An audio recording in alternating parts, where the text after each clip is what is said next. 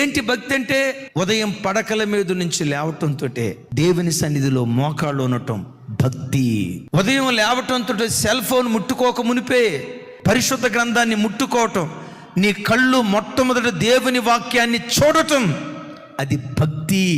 సాయంత్రం అయిందంటే ఇంటిల్లపాది దేవుని సన్నిధిలో కూర్చొని కుటుంబ ప్రార్థన చేసుకోవటం, ఇది భక్తి. ఏంటి భక్తి? ఆదివారపు ఆరాధన 5:45కి మొదట ఆరాధనకు వస్తున్నావు, నిమిషం కూడా లేట్ కాకుండా దేవుని మందిరానికి ప్రతి ఆదివారం రావటం భక్తి. వారానికి ఒకసారి ఉపవాసం ఉండటం భక్తి. నెలకొకసారి సంపూర్ణ రాత్రి ప్రార్థన చేసుకోవటం, అది భక్తి. దేవుడు నీకు ఇచ్చిన రాబడిలో ప్రతి నెల 10% ఇవ్వటం, అది భక్తి.